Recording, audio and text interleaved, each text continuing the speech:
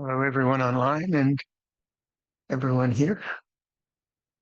So, I had a good session with the physiotherapist, gave me a good treatment. And as is in Thailand, it was free for a bhikkhu. And then who should I meet there but Ajahn Jayanto, getting his knees done.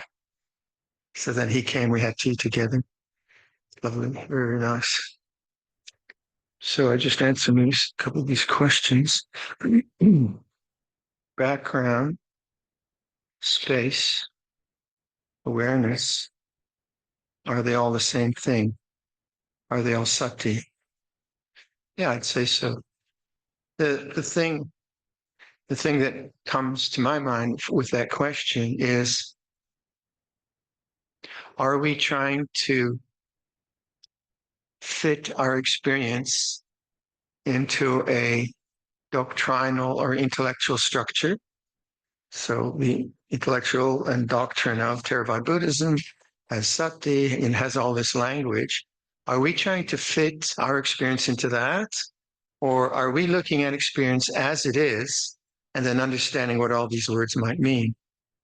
It seems if you try to do the former, you're just trying to fit everything into a intellectual doctrinal structure, which is not wrong, the structure, but then you're not really looking at the way things are. So I think it remains intellectual. Whereas experiential is before you do that. So I'll come to that again. Let me just answer then from Karen online. Dear Luangpor, I seek your wise clarification. In formal meditation, there is this richness in exploring and dwelling in awareness, where all preconceived notions of the body and mind fall away. However, when practicing in the foreground of waking experience, this awareness feels like a mottled sunlight peeking through the pixels of perception. Wow. For those of you who like poetry, nice one, Karen. There is comprehension that is imbued with compassion, this softness of discernment mixed with love and acceptance. Does this sound right? Sounds pretty good to me. That even the birth of a thought thereafter is awareness. That's an interesting way to consider it. So maybe to those types of questions. So I'm standing on my balcony and I'm looking at a tree. And then I perceive the tree is quite beautiful. And then I think, well, that looks like that could be a rain tree. Looks like a rain tree. The leaves look like that. It's quite tall, probably as tall as our American basswood Satisarana. So then that experience is mediated by thought. So actually, I'm no longer seeing the tree. What I'm seeing is a bunch of perceptions and definitions in thought, and they're not wrong, or they are wrong, I'm not sure. They look like a rain tree, but they're not the immediate experience. The immediate experience would be this. I could say that this experience of visual perception is in awareness.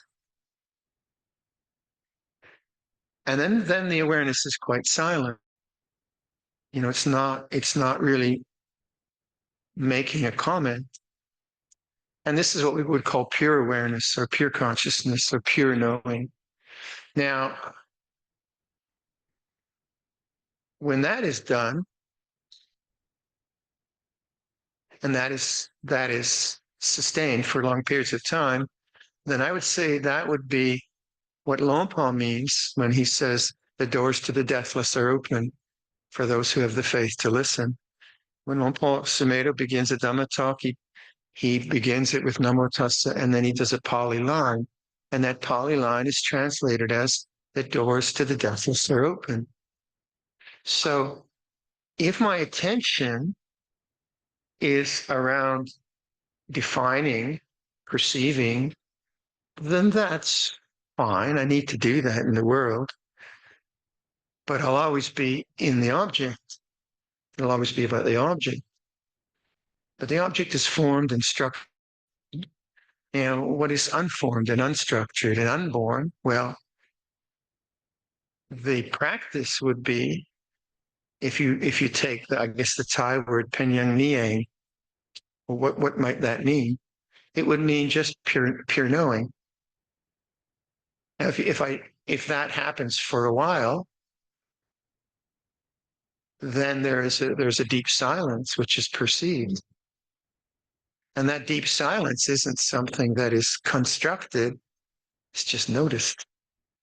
But I can't notice that if I'm always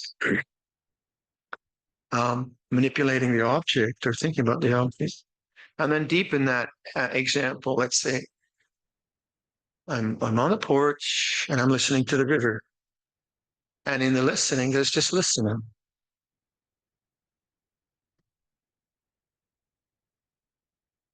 Coughing, air conditioner, river, just sound, right? But let's say the neighbors come on the weekend and they start to play Jimi Hendrix. Yeah, I used to really like Jimi Hendrix. Or they play some smarmy pop song. Very, very, you know the word smarmy? It's all about love, that kind of song. Whatever it is, whatever the sound is, let's say it's an old rock song, which I enjoyed. My mind goes out even more to the objective experience because it's interesting. Or there's just I mean, this used to happen at Wat Nana Chat when Bung Wai village would have a fair. Then they'd turn on the ghetto blasters. You probably heard this story from Luangpor Viradhammo. He's out in some maybe it was Nana Chat, but this song starts to come across the rice fields. Sound really carries into Isan. There's nothing to block it. It's just all rice fields. And when the villagers have a do, they play it loud. So here's this village sound coming through. And I think the song was A White Sports Coat and a Pink Carnation, which is a kind of 50s song. And Luangpor hears it. He starts to cry because his emotions are triggered by the sound of the music. That's an aside. Back to my example. I'm standing on the porch. And now there is a sound, but the sound has a valence. It has Vedana. It's pleasant or unpleasant. Because it's pleasant and unpleasant, and I'm not quite aware, my desire mind kicks in. Oh, can you play more of that one? Or will you guys shut up? I'm trying to meditate. So tanha comes in. So now I'm even more enmeshed in the objects, in the objective world. Then maybe I think, I should be a good meditator. I should just have upeka, right? I shouldn't be bothered by this. Then I try to have upeka. Good luck. It just doesn't work that way. And then I try to get rid of my aversion to the sound. Okay, now I accept it. It's lovely. Doesn't work. So more and more and more and more, my attention now is all caught up with the objects. The doors to the deathless are certainly not open. In fact, I've been reborn into some kind of a realm. In this situation, we have the opportunity to touch into that pure awareness because it's very uncomplicated here, I hope. I mean, for me, maybe for you, it's not too complicated. So it's very uncomplicated. We don't have to be a personality. You don't have to be clever or wise or be happy. Nothing you have to do. It's great. So I would suggest that in here or in nature, wherever, begin to understand what pure awareness is. Awareness before there is commentary, before there is searching, before there is judgment, just the way it is. And I touch that a lot with nature, thinking about ornithology, say. Um, I like birding. So I see a bird across the river and I think that looks like a plover. I wonder, do they have plovers in Thailand? Maybe not. So then it might be a plover, but again, I'm in the object. And that's what birding is about. It's about identifying the object and enjoying the object. Nothing wrong with that. I'm not saying it's wrong.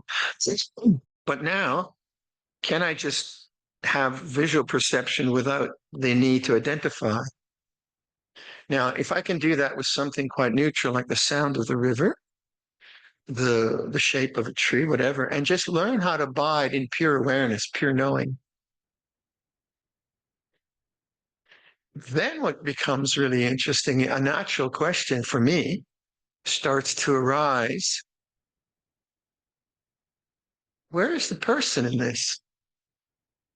Where is the me doing the looking? It's a natural or kind of response to that silence. It's not like intellectual, because I guess I've read the teaching so much, right? Anatta. So I'm looking and I can't see. I cannot see any person. There is consciousness, there is experience,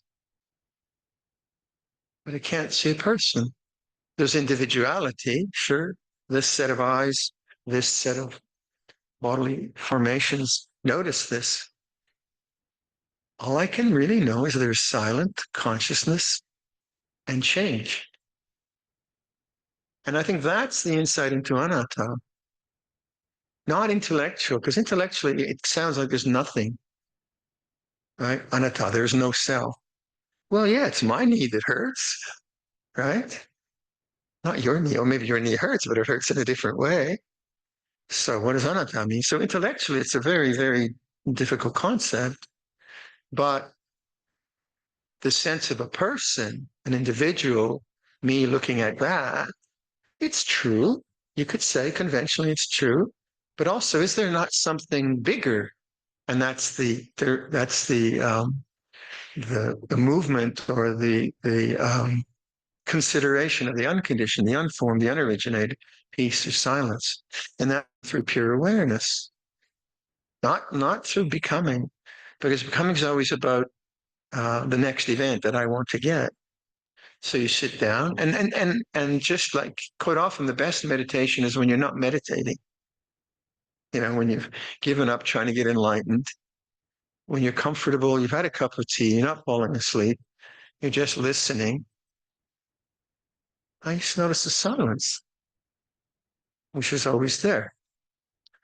So I would suggest that, like, just learn, you know, like, figure out what is pure awareness as opposed to awareness which has an agenda in it.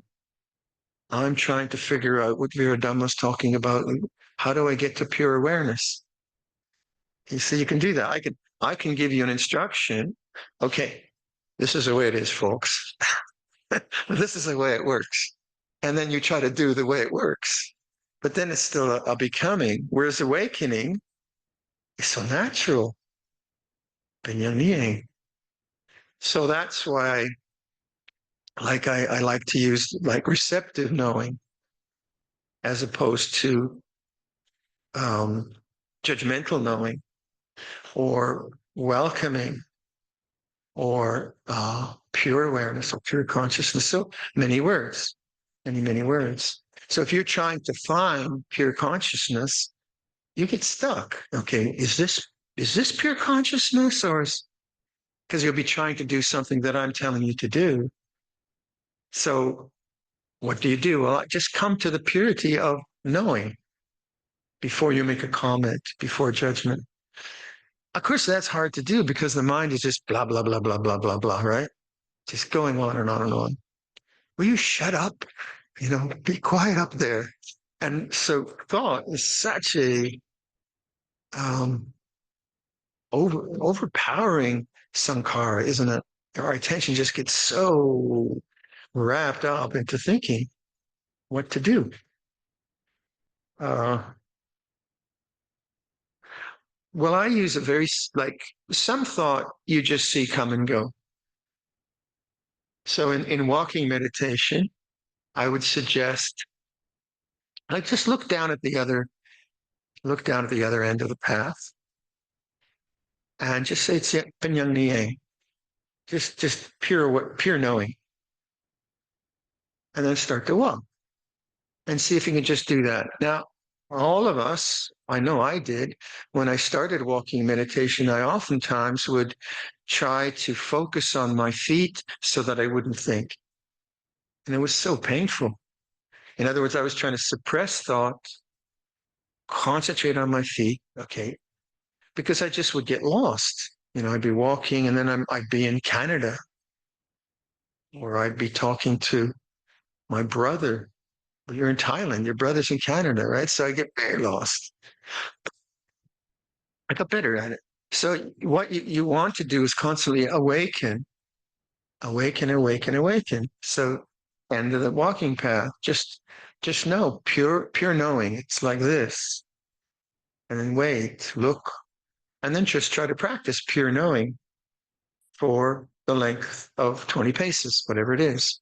You won't, you get lost in thought, no problem. You just keep emphasizing the knowing and the space and the openness until that becomes more dominant.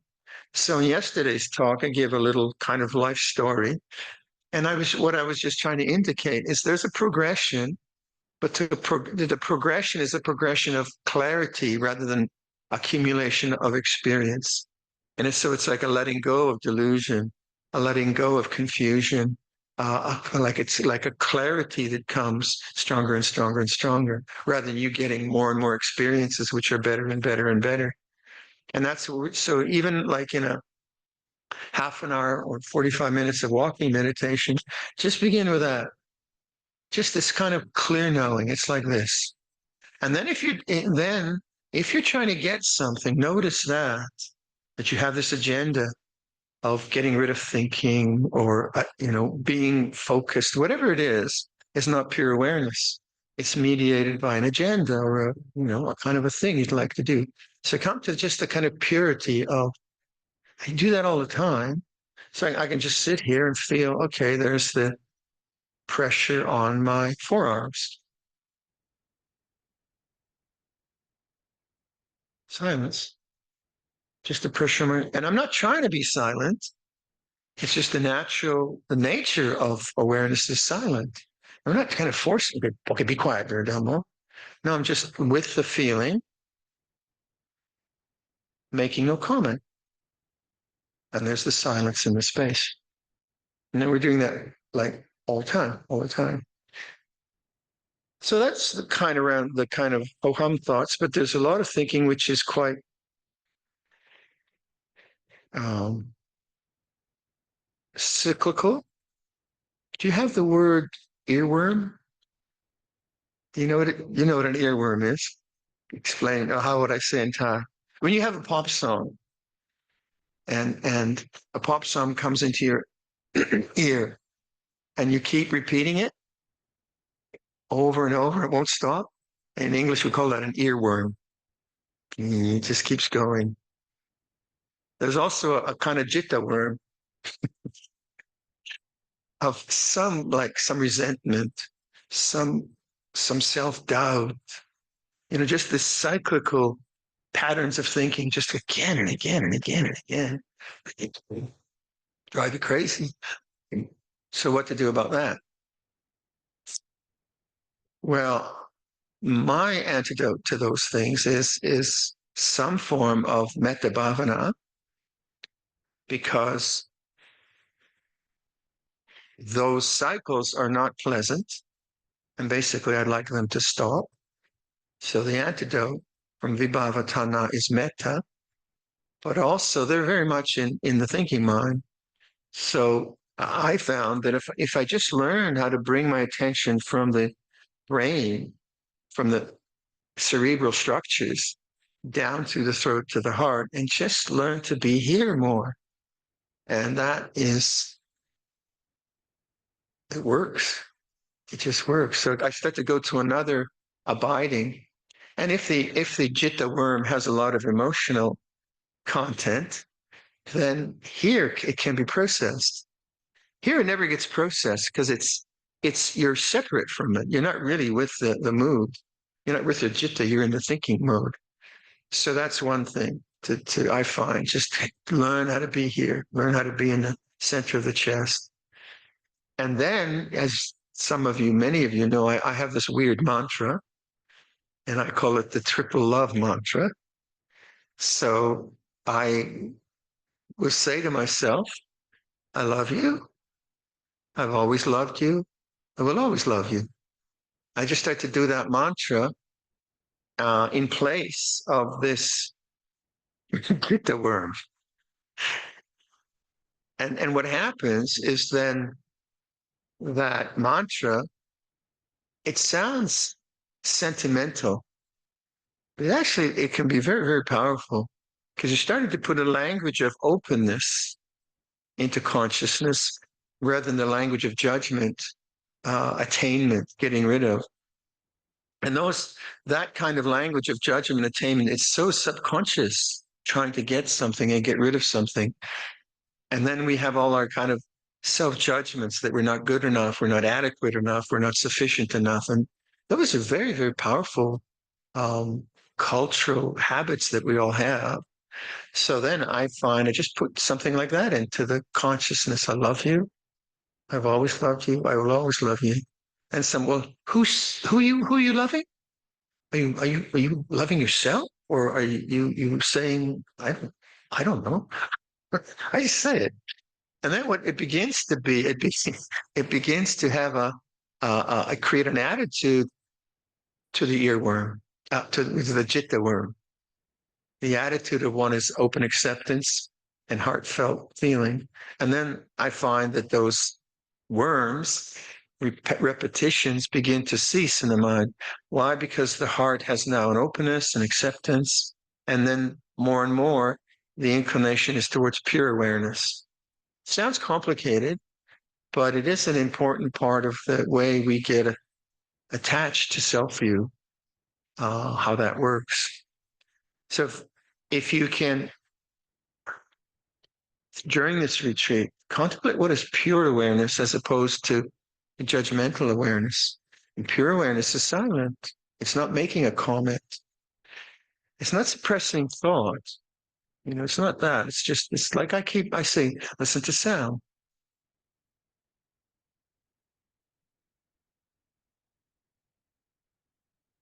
Do that for 24 hours.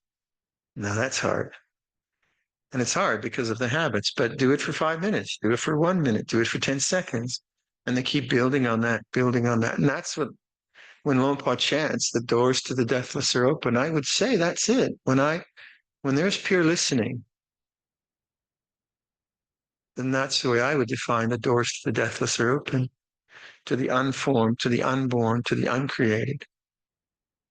It's just having faith to stay with that and having the skill to stay with that when tanha arises, when fear arises, when aversion arises, when boredom arises, when inadequacy arises. So it's easy for me to look at a rain tree and then let go of the perceptions of tree and beauty and just be in the pure knowing.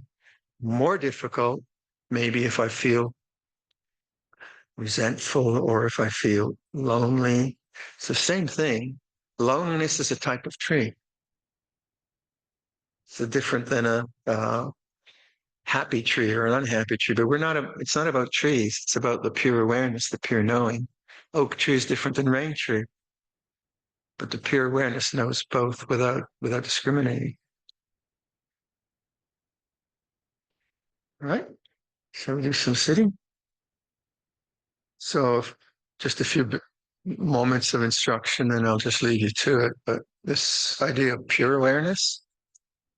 So use sound. All the other sense data are going on too. You feel your body, but just localize on sound. Again, it's not about the quality of the sound. It's about the purity of awareness. So listen and then wait. It's that simple, really.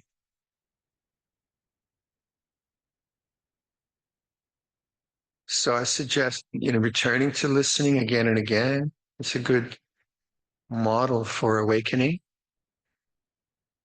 So if you just listen and wait, you can start to notice that the kind of attention that you're trying to see something or hear something.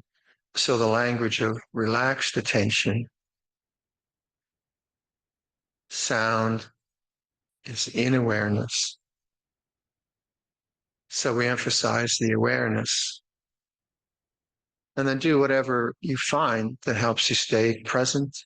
Do anapanasati or metta bhavana, but the underlying um, attitude is this pure knowing or pure awareness.